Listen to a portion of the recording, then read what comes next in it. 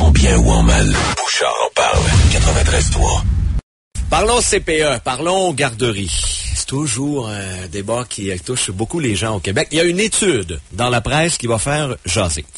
Moi, je vais tout de suite vous dire au départ que moi, j'ai de la misère avec le concept, pas le concept des CPE, mais surtout la pression sociale qu'on met sur certaines mères au Québec. Si tu n'envoies pas ton enfant au CPE, ton enfant ne sera pas social. Il n'y aura pas un comportement avec les autres. Il va être égoïste, renfermé. Faut que tu envoies ton enfant au CPE. J'ai un peu de misère avec ça. Regarde, je suis pas un expert, puis j'ai pas d'enfant. Je vais le dire tout de suite avant que les gens disent « Tu connais rien là-dedans ». Je parle plus avec mes tripes. Puis mon expérience familiale. En gros bon sens. J'ai quand même vécu. Moi, je trouve qu'une mère qui décide d'être plus présente à la maison auprès de ses enfants, moi, j'ai de la misère à aller contre ça. Il me semble que c'est du gros bon sens. Puis j'aime pas la pression, là. Hey, t'envoies pas tes enfants au CPE. Aussi parce que j'ai 35 ans. Donc, je viens d'une génération qui, en majorité, on a été élevé par nos parents. Absolument. Moi, c'est mon cas. Je n'ai jamais été à la garderie. J'ai commencé en maternelle. Je me trouve pas trop asocial. C'est pas si pire. Ça dépend. Et j'aimais bien entendre le Doc Mayou là-dessus quand il parlait notamment des orphelins de Marois. Puis je sais qu'il y a eu un discours très critique à l'endroit des CPE. Fait que ce matin, on a pensé à lui en lisant la une de la presse. Parce que là, il y a toute une étude. Alors, on va le confronter. On va demander qu'est-ce qu'il pense de ça. Des chercheurs ont suivi des enfants québécois qui fréquentaient les CPA, donc les garderies en bas âge, et des enfants élevés plus à la maison avec leurs parents. Résultat, apparemment, selon eux, les enfants qui ne vont pas dans les garderies sont beaucoup plus violents. On parle de batailles, de morsures. Des coups, là. Coups.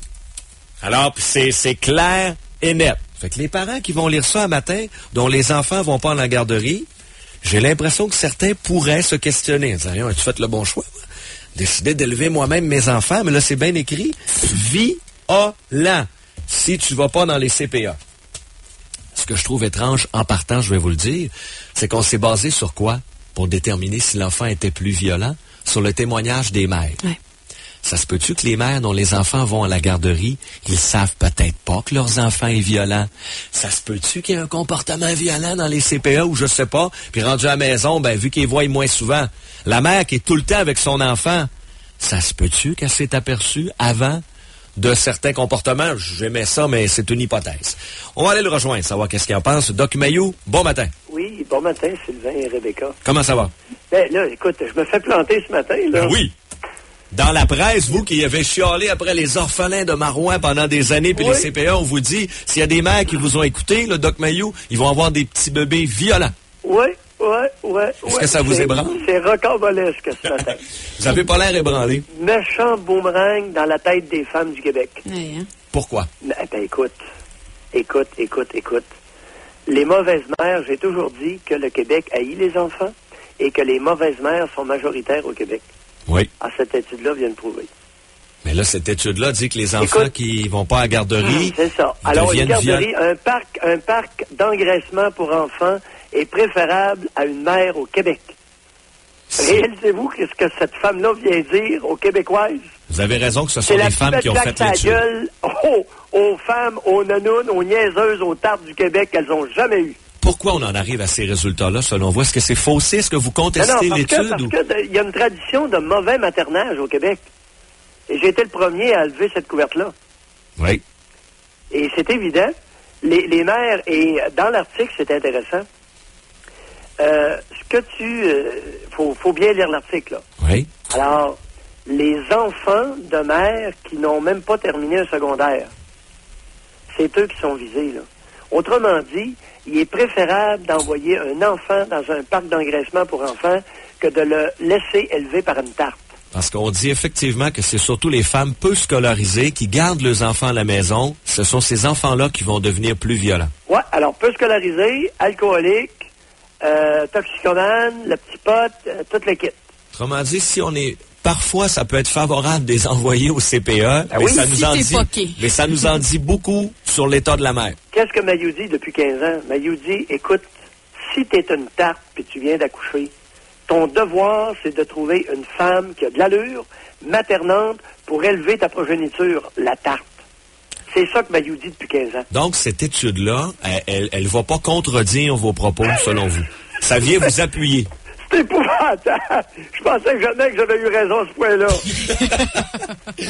Tabarnouche. Hey, je suis renversé. Mais est-ce qu'il n'y a pas un danger? Parce que là, vous l'avez bien expliqué. Parce que le concept de mère substitut, écoute, ça fait 15 ans que j'en parle ouvertement, là, sur tous les médias. Si la femme est trop table, trop niaiseuse, s'en occuper, elle est mieux de la confier. Puis la tarte, puis la mauvaise mère, puis la charognarde, là, dégomme d'auprès de ton bébé, t'es un danger! Mais il n'y a pas un danger qu'on généralise, qu'on prenne cette étude-là. Doc Mayou, vous savez qu'il y en a qui font la promotion des CPE, puis ils aiment ça culpabiliser les mères qui restent à la maison, puis tout. Il n'y a pas un danger qu'on se sert de cette étude-là pour dire, tu sais, dans 5-6 mois, on ne se souviendra plus ben des détails, puis une étude avait prouvé que si t'envoies pas ton enfant au CPE, il va être violent puis asocial. Non. Les femmes, les bonnes mères ont généralement un bon jugement.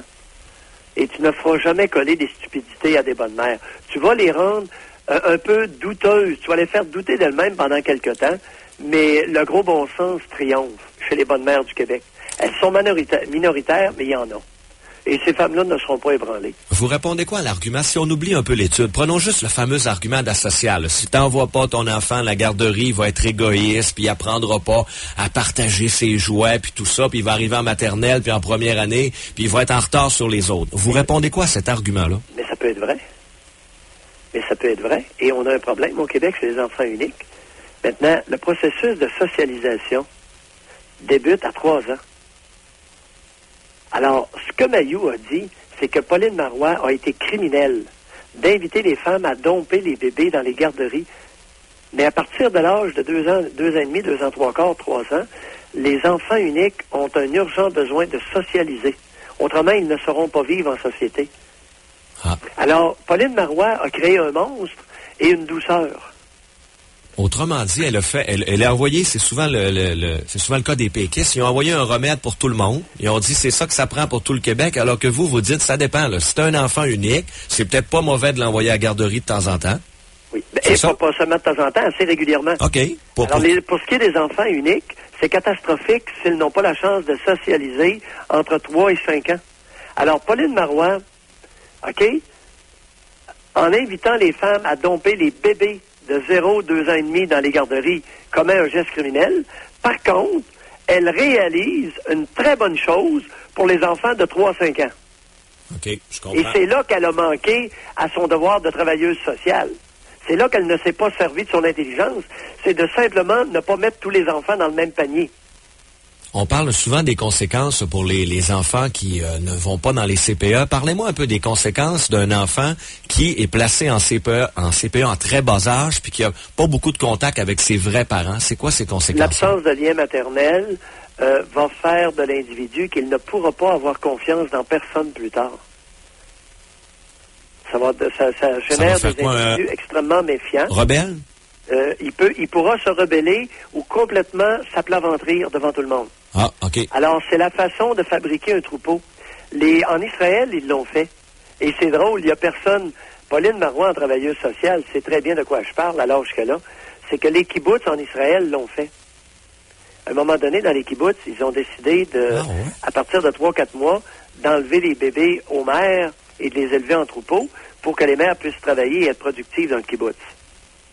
Et à un moment donné, au début des années 80, toute cette expérience-là a disparu et il n'y a personne qui nous a reparlé de ça. Alors que ça occupait Archives of General Psychiatry, la même revue dans laquelle Sylvana Côté a publié son article. Est-ce que, selon vous, Pauline Marois était consciente de ce qu'elle faisait? Parce que vous savez qu'il y en a qui ont dit à l'époque que c'était un cadeau des péquistes au syndicat, à la CSN. C'est un cadeau empoisonné. C'est ça que je vous dis. C'est que le fait d'élever les enfants, les bébés en troupeau, loin de leur mère, sans lien maternel, ça engendre des enfants très agressifs ou extrêmement soumis. Alors, tu vas avoir les deux catégories. Tu vas avoir une bonne armée, puis tu vas avoir un troupeau de moutons. Est-ce que ça peut faire l'affaire d'un parti qui veut créer un État très fort, très puissant, très contrôlant, d'avoir des citoyens soumis qui vont se soumettre à l'État puis être bien tranquilles? Exactement. Ah, et selon vous, c'était peut-être l'objectif caché de Mme Marois et de la CSN? Sans l'ombre d'un doute. Ah ouais, intéressant. Parce que Pauline Marois a toutes les connaissances auxquelles je viens de référer. Elle a travaillé longtemps dans le milieu de l'éducation. Fait un enfant qui ne pourra pas avoir confiance. Alors, il va soit s'aplaventrir devant tout le monde ou se rebeller devant tout le monde. Alors, ça va faire des FLQ et des moutons. Alors, vous allez avoir des felkistes et des moutons. Et ça peut faire l'affaire d'un gouvernement, parce qu'il y a il y a ces éléments radicaux pour faire certaines jobs un peu. Oui, dans le contexte d'une idéologie, ça peut être extrêmement souhaitable. C'est ce que les Israéliens avaient fait, ce que les Juifs avaient fait en Israël. Dans le contexte de l'idéologie d'une nation qui veut se donner un pays, puis faire une espèce de révolution, puis se séparer, est-ce que ça peut être intéressant? Ben, c'est bien sûr. Vous allez avoir des felkistes, vous allez avoir un FLQ très fort, puis vous allez avoir le reste va être un troupeau asservi. Puis ils vont suivre la chef du PQ, qui est maintenant Mme Marois. Oui. Avec ses petits orphelins qui vont devenir voteurs dans quelques années, qui vont voter pour elle. Oui. Ah, c'est pour ça que je me suis permis de le dénoncer très tôt, pour attirer l'attention et renforcer la démarche noble des bonnes mères du Québec. Merci beaucoup, Doc Mayou. Ça m'a fait plaisir. Passez une bonne journée. 7h52. On part avec les CPE. Ben oui. On arrive. Mais j'aime ça, c'est correct. Je vous l'ai dit. Ce que j'aime quand on parle au Doc Mayou, c'est que tu sais où tu pars. Tu sais jamais où tu sais jamais. Tu sais pas trop où il va t'amener. Et c'est ça qui est intéressant, selon moi, d'une entrevue. Même si dans le passé, je sais qu'il y en a qui ont dit « Hey, Colin, un matin, il vous a ramassé le Doc Mayou, ça a brassé. » Ouais, mais faire une entrevue que tu connais exactement ce que la personne va te dire. C'est comme écouter un film pour la 5e fois ou quand ton beau-frère t'a compté le punch, là. Tu sais, à un moment donné, ça donne quoi? Alors, on part des CPE. Il y a une étude de ce matin. Je résume pour ceux qui n'étaient pas là au début parce qu'on était rendu assez loin. Il y a une étude qui dit, attention, c'est comme ça qu'on la présente en gros, les jeunes qui ne fréquentent pas les CPE vont devenir violents. On a comparé les jeunes en CPE puis les jeunes élevés par leurs parents, leur mère. On s'est aperçu que les jeunes à la maison étaient plus violents. Fait qu'on dit ça à Mayou qui en a contre les CPE depuis des années. Non, il dit, lisez comme faux.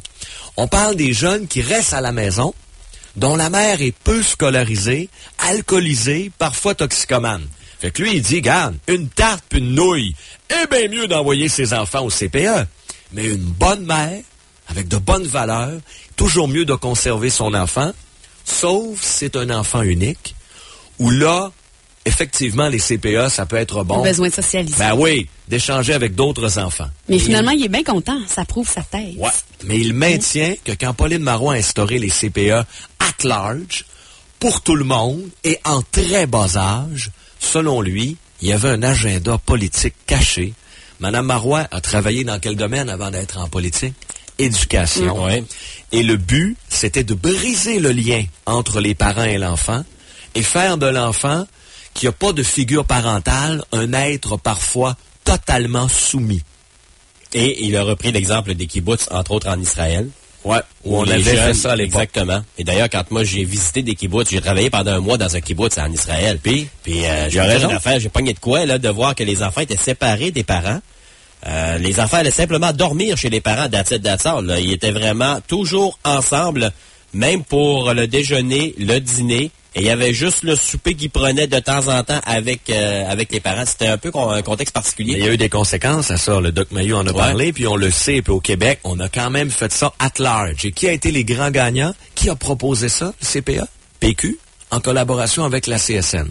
Un syndicat de gauche et un parti politique qui a bien des ambitions de créer un État. Est-ce qu'on avait avantage à créer un peuple de soumis au Québec? Fort intéressant. Dans la fiction d'Orson Welles, quand même, là. Aïe, aïe. C'est un point de vue. C'est un point de vue. Mais il n'y a pas d'hasard. Moi, je pense qu'il n'y a pas d'hasard. Non, il y a juste le destin.